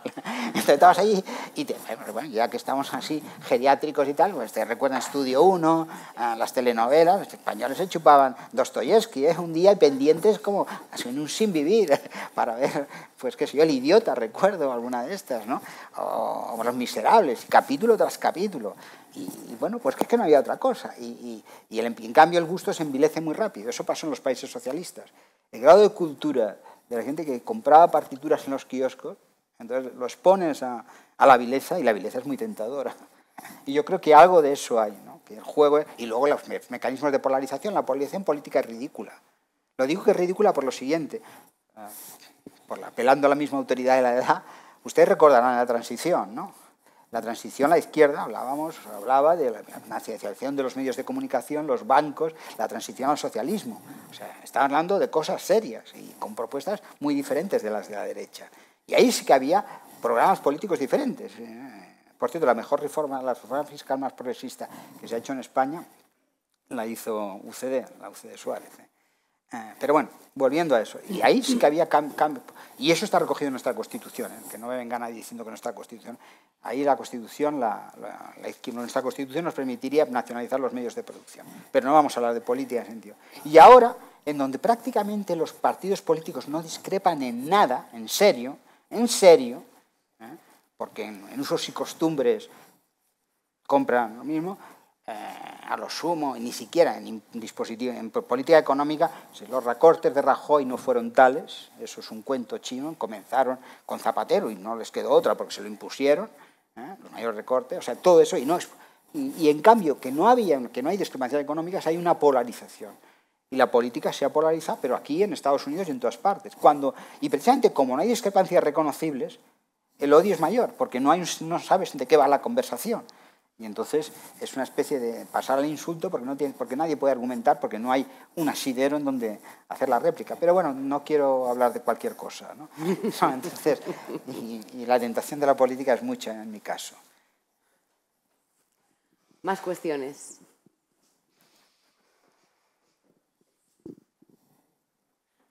¿Alguna pregunta? Es que yo lo había oído decir de ti, que la gente entendía todo lo que decías porque lo explicabas muy bien. Ay, esta es una frase que la tiene ensayada y seguro que la última vez la dijo también, ¿eh? Saben que no. Aquí no, hay muchos repetidores de la última pero vez. seguramente hay otros temas que quizá aquí quedan de los que me han ocupado, si es que a alguien importa mi vida, cosa que no tenían por qué hacer, que quizá les pueda interesar, y entonces, por supuesto, estaría dispuesto a contestarlo, ¿no? Claro, no tiene que ser específicamente sobre el compromiso del pensamiento, el compromiso de la vida. Porque esto lo he demostrado, esto no admite objeción, claro. No, es broma. Claro, claro.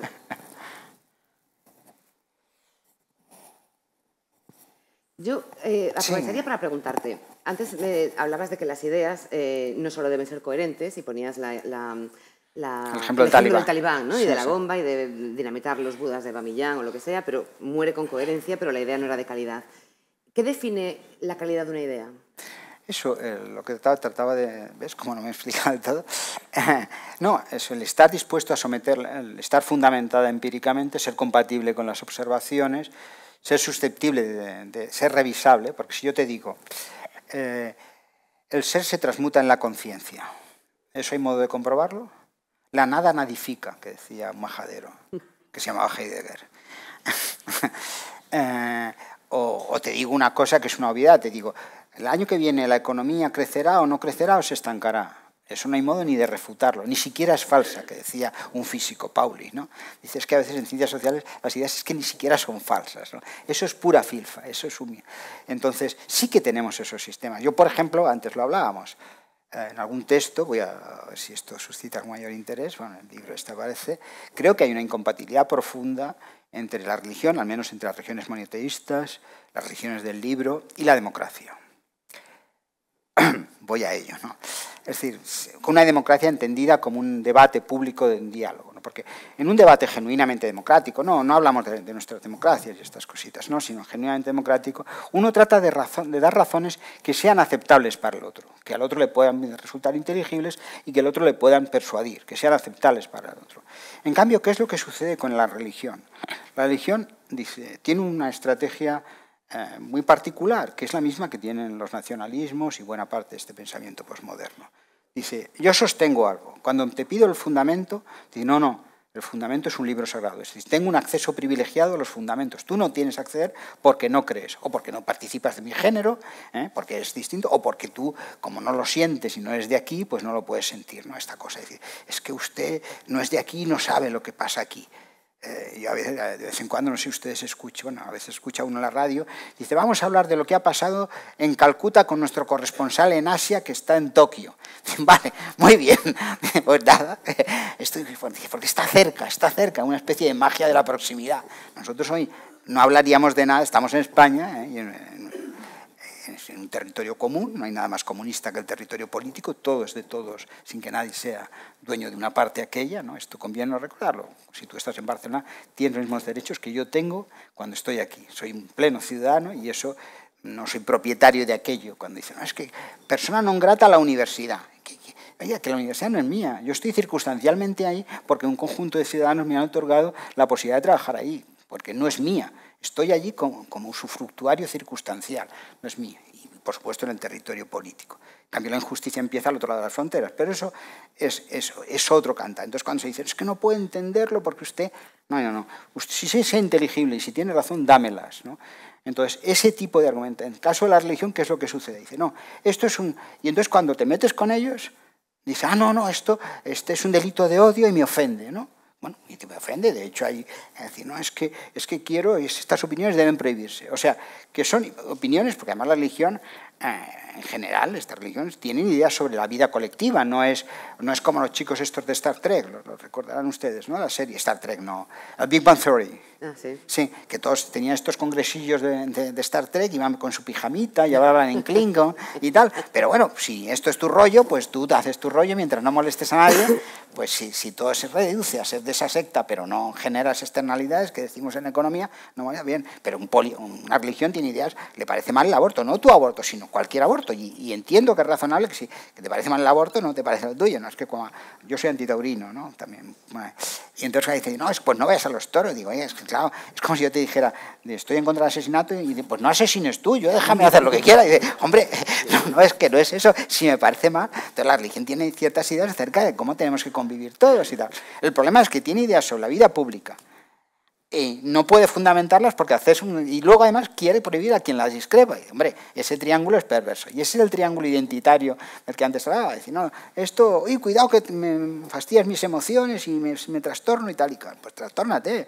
Pero en el debate público implica esa posibilidad de razonamiento. Entonces, en el caso de la democracia, si la democracia exige que demos razones válidas para todo y la religión apela a un argumento privado que no es argumentable, y si encima quieres silenciar, pues hombre, o abandones esa idea y que te conviertes en los de Star Trek, ¿no? Y dices, pues nada, vas con tu pijamilla por la vida y hablando en Klingon mientras pues eso, si juegas en el Barça te has de cambiar de uniforme, pero vamos, te quita el pijama y te vistes de jugador, pero vamos, fuera de eso, no. Luego, por supuesto, todos hay terrenos fronterizos, que pasa pues con los trasplantes de sangre para los testigos de Jehová, qué pasó con, ¿cómo se llaman aquellos? Los hámsters, aquellos que salen en Los Simpson con frecuencia, de la película de Testigo Único, los Amish, ¿no?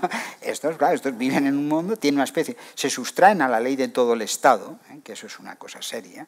Este territorio, vamos aparte, no funcionan las leyes comunes, que eso es un modo de independencia. También sucede con los ricos. Sí, o sea, esto es otro fenómeno que está bastante estudiado, se llaman las microciudades, ¿no? O sea, imagínense que hay una urbanización, un conjunto imagínense, eso sucede, van comprando una zona, un terreno, hasta comprar, prácticamente sucede en Estados Unidos y en otros países de América Latina, que son urbanizaciones blindadas. Entonces tú no puedes entrar ahí, si entras eres como trabajador, pero dentro de ese territorio no tienes derechos. Y el acceso es privilegiado y te sustraes a la ley común, ¿no? Allí aparentemente las rigen solamente las leyes y los servicios que, hombre, cuidado, porque precisamente, como decía antes, lo que caracteriza a un territorio político, que es en el sentido comunista, es que todo es de todos y no se pueden blindar los derechos, no se pueden levantar fronteras. En ese sentido, y ahí aparece el rojo que me posee, la propiedad, el espacio de la propiedad privada, no la propiedad como tal, que es relativamente razonable, por supuesto, pero es un espacio en donde uno decide y se escapa a una ley general. Y cuando viene un tipo a repararme la tele, el tipo, si llega a mi casa y dice, no, bueno, ¿sabes lo que te digo? ¿Por qué nos ponemos a ver el partido? Me sacas unas cervezas y tomamos unas anchoas. No, ahí en mi casa yo tengo una autoridad, la propiedad me otorga una autoridad excepcional sobre ese tipo de cosas. Entonces, pero claro, cuidado con alcanzar, porque si no acabamos en esa situación de decir, bueno, pues nosotros comemos aparte y escapamos al territorio de la ciudadanía. Bueno, vuelvo a lo que estaba diciendo. Si precisamente lo que caracteriza el espacio político es que todos somos ciudadanos iguales, libres de derechos, nos debemos razones a todos. Y ese espacio de sustraernos a la razón en nombre de la religión tiene ese problema de ese orden. No sé si... Sí, pero ahora estaba pensando, mientras estaba escuchando hablar, ¿dónde pueden formarse hoy en día las ideas o las opiniones? Por ejemplo, no sé si se forman en la academia, en la universidad, si se forman en los medios de comunicación, en redes sociales, si se forman en tu ámbito, en tu grupo de Facebook, en lo que dice tu cuñado, en lo que te conviene, en lo que ya estás predispuesto a creer y no te reta ni te incomoda. Sí. No sé cómo y dónde se generan las opiniones. Bueno, el cómo se esparraman, eso es una cosa, que es un fenómeno más o menos, eso siempre resulta curioso y además muchas veces son convencionales, ¿no? No sé si ustedes han reparado, esto también es una observación mía, cuando destaco esto no es por un afán de propiedad, sino para que lo otorguen no se la crean, no se lo otorguen toda la profesionalidad. Dense cuenta cómo se ha consolidado el terminar las conversaciones con el dedo en el Messenger o en Porque al final nadie, antes había el cambio corto, pero bueno, no hay modo de saber cuándo se había terminado la conversación. Entonces se establece una convención y esa convención nos sale a cuenta a todos mantenerla mientras la mantengan los demás. Buena parte de nuestras normas morales es lo que en matemáticas se llama el equilibrio de Nash, en teoría de juegos. Nash era el majadero aquel de la película, ¿se acuerdan? El que tenía el amigo imaginario. Tenía un amigo imaginado así, el de una mente poderosa y tal, ¿no? Maravilloso. El guaperas del Gladiator ya un poco desmejorado últimamente. Entonces, Nash dice, bueno, Nash lo desarrolla matemáticamente, pero lo concreto es, a todos nos sale a cuenta conducir por la derecha mientras los demás conduzcan por la derecha, porque un cambio unilateral es altamente costoso. Tanto nos da por la derecha o la izquierda, pero una vez se establece una convención, se refuerza, ¿no? ¿Cómo se produce la extensión de las lenguas? Ya pueden decir mis conciudadanos que la opresión de los catalanes y tal y que cual, y el poder, y no sé, vamos a ver. Si una lengua tiene más usuarios, imagínense que traten de caminar por un bosque para llegar de aquí al otro lado. Y hay un camino apenas hollado y otro que han transitado más. ¿Por dónde vamos a avanzar? Si queremos llegar rápido, por aquel que tiene más usuarios. Entonces, con eso nosotros, sin ningún ánimo de consolidar un camino, vamos a reforzar ese que existe, que tiene más usuarios. Y todo el que venga, buscando su propio interés, ningún otro. ¿Por qué nos interesan más los kilómetros que las yardas y las fanegas y un sistema común de pesas y medidas? Porque nos interesa entendernos con más gentes. Y entonces buscamos aquel que tiene más usuarios. Y eso acaba consolidando. El inglés se ha impuesto. Y le pasó al español, en el siglo XVI, el 70%, 65% de la península hablaba la misma lengua. Si querías comerciar, buscaba la lengua que te entendías. Y desde luego ahí no había ni educación pública, ni televisión, ni medios de comunicación. Y eso acaba consolidando que una se haga más poderosa. Y en el siglo XIX, ni siquiera ahí está. Los españoles éramos analfabetos hasta los años 20, el siglo pasado, hasta hace 100 años. Entonces, ¿qué quería decir la educación pública? Si nadie tenía... Pero tú te tratas de entender. Entonces, eso son convenciones. Hemos recalado en Igual que pasa con perdón, el lenguaje políticamente correcto. Amigos y amigas, ¿cuánto tiempo van a decir? ¿Están cansados y cansadas de ser despreciados y despreciadas, ignorados e ignoradas? No, el lenguaje es economía. Por eso al Francisco le llamamos Paco. Y buscamos bisílabos. Así que si tenéis una criatura, ponedle un bisílabo, si no va a tener una contracción, como todos. Félix, tenemos la pequeña fortuna y entonces buscamos economía. Y es una convención. Entonces las normas, estoy hablando de cómo se consolidan, otras cómo se fundamentan, ¿no? Porque a veces hemos recalado en convenciones que no son las mejores hoy. Otro ejemplo, esto siempre hay... ¿Ustedes saben por qué las teclas de las máquinas de los procesadores de texto es K, V, R y Q, correcto? ¿Por qué son esas? Seguramente algún amigo lo sabrá. Pues ¿por qué? Fíjense por qué es. Es porque cuando trabajamos con máquinas de escribir, esa combinación era altamente improbable. Y si escribías muy rápido, no se trabarían unas palancas con otras. Entonces buscaron una que nos obligara a ralentizar la escritura. Entonces ya una vez se establece, pues todo va detrás. Y ahora estamos en un sistema que es ineficiente, porque ha desaparecido la razón, pero ya se ha consolidado. Hemos encontrado un equilibrio.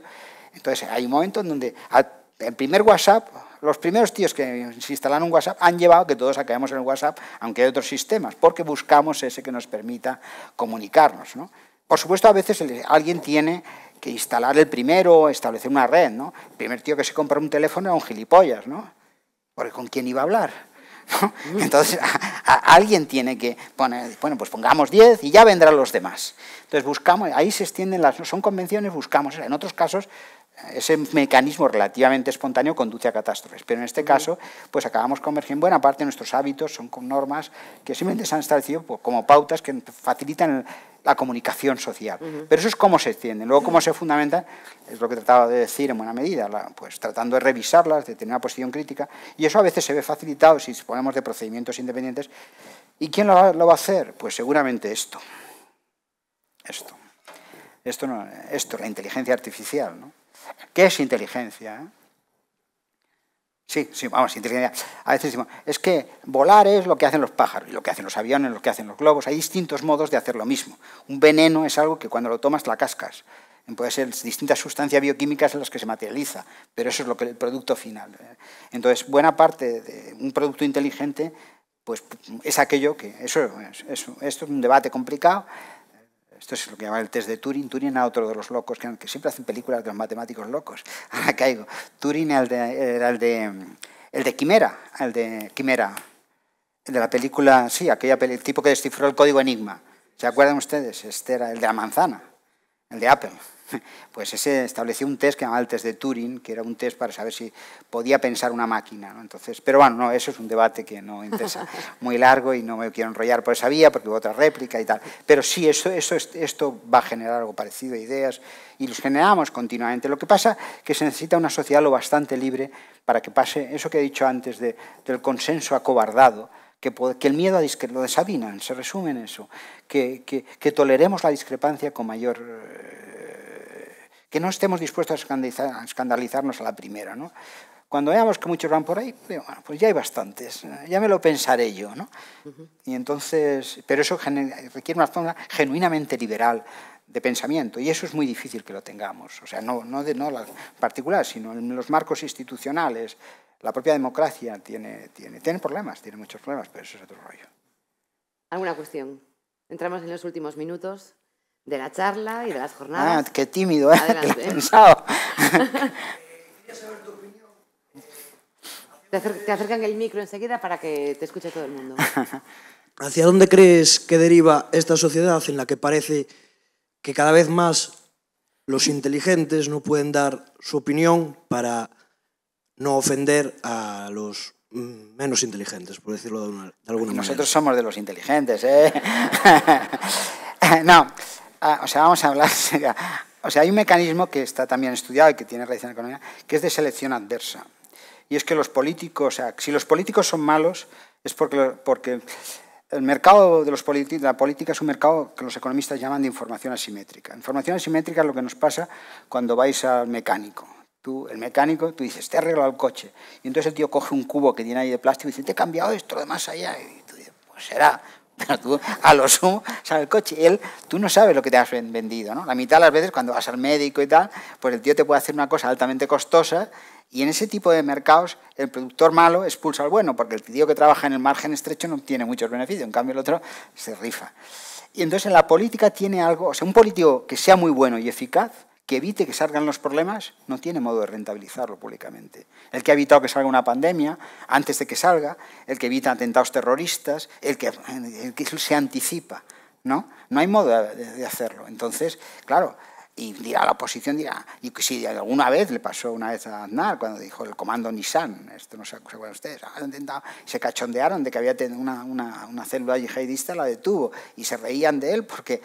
Y dice, claro, es que no hay modo de... Porque tú lo único que has conseguido es que no va a escalar atentado. Entonces, ese tipo de situación genera que, en cambio, el político que está saliendo en la tele, que es guapito de cara, que tal, pues ese puede rentabilizar, pues tiene más tiempo para dedicarlo a ese tipo de cosas, ¿no? En cambio, no hay modo de identificar. Y además, lo terrible es que la política, eso, en principio, ¿cómo lo resolvemos en economía? Mal que bien, con contratos muy especificados. Yo te pido una tarea, me especificas cada una de las pautas y cómo lo haces, ¿no? Entonces, como mercado de información asimétrica me refiero que tú cuando compras una lata de atún sabes lo que compras, y ahí no hay misterio. Pero cuando tú vas al cine, tú pagas por algo que no sabes todavía lo que vas a ver, la calidad del producto, ya lo has comprado. Estás en una situación en donde estás en el sentido vendido, y eso pasa mucho. Entonces, ¿qué pasa con la política? Que la política inevitablemente se va a enfrentar a retos futuros. Si se enfrenta a retos futuros, por tanto, los problemas no se pueden anticipar, ¿eh? Como no se pueden anticipar, no hay modo de especificar el contrato en el programa. Su compromiso electoral, pues ¿quién podía prever el COVID, ¿no? Eso no podía preverse, ¿no? Entonces se producen ese tipo de situaciones que propician que los mejores y eso que nuestras democracias se concibieron, según dijeron los Madison, los clásicos federalistas norteamericanos, era un sistema que en principio los tontos seleccionábamos a los listos. Y eso se puede suceder. Es decir, yo no sé cocinar, ¿no? Pero voy mucho a restaurantes. Entonces, yo con mis selecciones de comida penalizo al que lo hace mal y premio al que lo hace bien. El mercado en eso, cuando funciona, que no siempre funciona, pues hace que tú, sin saber cómo, pues sin tener que identificar aquí un sistema de penalización colectivo que permite escoger. Pero eso, en muchos casos de la economía, cuando uno tiene más información que el otro, y además no solo eso, sino al que anticipa las malas noticias, lo penalizamos. O sea, si alguien dice ante una campaña electoral que van a venir tiempos duros y que vamos a exigir unos cambios en los comportamientos de los individuos fuertes, Ha sido muy buena porque la gente queremos escuchar cosas. Eso pasó en la crisis. ¿Se acuerdan ustedes del debate entre Pizarro y Solbes? Los dos sabían que venía la burbuja, pero nadie quería nombrar el bicho, porque lo nombraba, venía con las malas noticias. Y el votante es imbécil. O sea, no digamos, no, o sea, el votante, pues todos, O sea, somos miopes. O sea, hay comprobaciones empíricas de que la gente pues, no se acuerda el nombre del perro del presidente, pero no sabe cuántos diputados tiene. Bueno, miles de cosas, ¿no? Y luego además tiene una memoria de pez, solo cuenta lo del último mes, no cuenta lo que sucede. Esto es así. El problema es que tenemos que diseñar las instituciones para que funcionen con ese combustible humano. No os pongamos, pues cuando dicen, no, es que esto se soluciona con más educación. Sí, si mi abuela tuviera ruedas sería un camión. Pero vamos, el asunto es que con estos materiales humanos, con estos mimbres, tenemos que diseñar las cosas para que funcionen del mejor modo, a pesar de, porque no podemos idealizarlo, porque si la solución siempre fuera, si todo el mundo es bueno, pues no habría ni derecho penal ni cárcel, pero no digamos, vamos a convencer a la gente que sea bueno. No hacemos un sistema de incentivos para que las cosas funcionen. Entonces, en el caso de la política, pues piensen, por ejemplo, ustedes van a Brasil y se presentan las elecciones diciendo, bueno, aquí tenemos la selva amazónica, que esto es el pulmón del mundo. Entonces, para no crecer al 5%, vamos a crecer al 1% en atención a las generaciones futuras. Y dice, sí, vale. Ya les anticipo que no van a tener mucho éxito electoral, porque cada uno tironea por su capacidad, con independencia de la calidad de las preferencias. Nosotros aquí, por lo que veo, somos bastante explotadores, porque dado el promedio de edad, somos una población homogénea muy pendiente de las pensiones. Y el que venga, que arree, ¿verdad?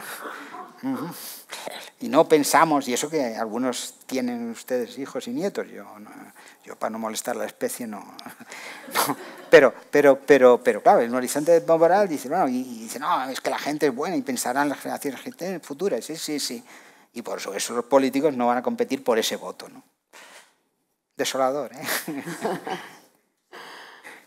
¿Algo más? De todas formas, una gran parte, por lo menos demográficamente, del mundo, como es China,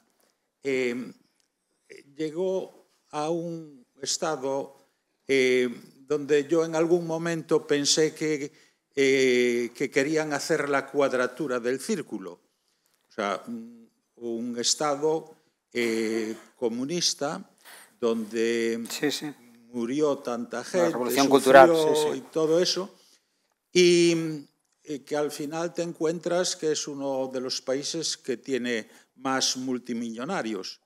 Entonces, claro, yo al final llegué un poco, por una conferencia creo que también, un poco a que más que pensar en la cuadratura del círculo, es como si nosotros, la humanidad actual, llegara a un estado posibilista, ¿no?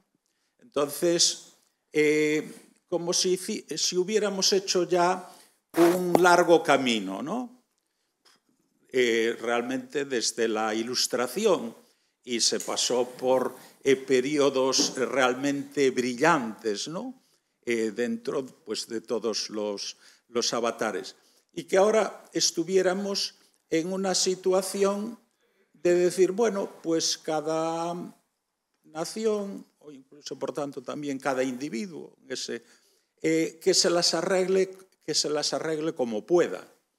O sea, llegamos en otro extremo a situaciones tan anómalas como que surja en un país que hemos puesto como el modelo de la democracia, los Estados Unidos, pues individuos como Trump y con todos los secuaces, ¿no? Y al final dices, pues parece que quizás sea ahora la tecnología, un uso adecuado de la tecnología, y haciendo una prevención, lo que nos pueda ir salvando, entre comillas. Sí, yo es que en esas cosas tengo cautelas cuando hablamos, la humanidad quiere, yo no los conozco a todos, ¿no? O sea, esa especie de como si la humanidad fuera un cerebro único que coordina y responde ante sus problemas, o no. Entonces, ese tipo de situaciones no se pueden... Hay cosas serias, ¿no? Bueno, una de las cosas que más inquietan. China, lo que usted ha dado una perfecta descripción, fue una de las sociedades más crueles, hoy en derechos humanos es terrible, pero va como un tiro. En ciencia va como un tiro y es capaz de enfrentar los futuros. Y de un día para otro deciden que se van a volver ecologistas y se vuelven y aquello va en serio. Es que a lo mejor no es un pero, es un y. Derechos y no, claro, eso es lo que te iba a decir, ¿no? Es que nosotros queremos, y vamos, pues consagrar ciertas cosas, la democracia, los derechos, ese tipo de cosas. Pero ¿y si eso es como querer estar delgado y comer mucho? Tener una relación intensa de amor pero que no haya dependencia. A lo mejor los dos objetivos conceptualmente son diferentes, pero están fuertemente vinculados, ¿no? Y terriblemente, porque sé lo que estoy diciendo, nuestras sociedades, porque cada uno tiene su Trump, ¿eh? No hace falta ir muy lejos. Entonces, esas situaciones se dan por todas partes. Hemos tenido a Berlusconi, hemos tenido a Hitler. O sea, a veces cuando se hablan de la superioridad de Occidente, dices, sí, Occidente tiene se han producido más muertos, el mayor conflicto en muertos fueron las guerras de religión, ¿eh? En nuestro bendito cristianismo fueron las religiones más muertos que en proporción respecto a la población que los que ha podido sembrar el fascismo y los que ha generado el comunismo, que más que producirlos ha generado, y que han sido millones. Pero bueno, vuelvo a lo que estaba planteando. Entonces, quizá el mismo modo que el no engañarnos, el no querer que todo lo que durante la pandemia es que nosotros en la superioridad del sistema capitalista con los chinos y por eso descubrimos las vacunas. Y mire, en ciencia nos están barriendo, quizá porque tienen un coeficiente disparado, ¿eh? Porque son más listos que el hambre, ¿no? Pero es cierto que eso. Ahora, quizá a nosotros nos vale la pena respetar un modo de vida, aunque sean sociedades suicidas, ¿no? Este modo de nuestro, pero bueno, eso quizá hay que ponderarlo. En todo caso, ese reto nos enfrenta. Luego con China pasa una cosa muy curiosa, porque dicen, es que el comunismo no funciona. Entonces uno va y les dice lo que usted dice, oiga, pues ahí aquello económicamente van como un tiro. Entonces, bueno, pues que entonces no es un comunismo. Digo, pues entonces el capitalismo es compatible con las dictaduras, porque o es una cosa o es otra, ¿no?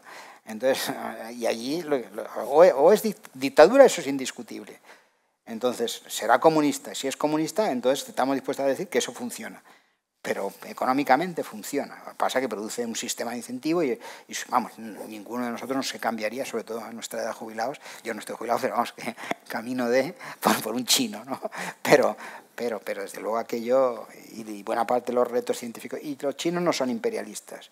Todas estas cosas que nos dicen, los chinos tienen una base o dos militares, ¿eh? Por el resto del mundo, una o dos. Los americanos tienen 50, 60, vamos. Pero bueno, no vamos a hablar tampoco de eso. Si hay alguna cuestión más, y si no, antes de que te vayas me gustaría que me definieras lo más brevemente que puedas qué es para ti la vida buena y si crees que hay que repensarla mucho para que sea buena. El poema de Kipling, que por cierto necesita al autor, If, el poema de Kipling, ¿no? Tomarse en serio y a su vez decir, no me idealices que te rajo. Así que acabamos como hemos empezado. Sí. Y de hecho, dado que es la última de las jornadas de este ciclo de repensar la buena vida, hoy he estado repasando este díptico que habíamos visto al inicio de las jornadas y hoy le he dado una vuelta y la verdad es que me ha gustado acabar con el epílogo también de este díptico, ¿no? Que dice, en definitiva, este ciclo quiere explorar ideas sobre lo que es una vida buena y las propuestas para hacer camino hacia una vida no dañada en términos sociales, políticos, económicos, emocionales y medioambientales, digna de vivirse para la mayoría de seres humanos. Ojalá hayamos contribuido en lo poquito que hayamos podido a saber lo que es la vida buena y sobre todo cómo llegar a ella, cómo conservarla, cómo mantenerla y que continúe para las siguientes generaciones. Muy, felicita al autor de... Gracias, Félix. Muchísimas gracias. Gracias a todos.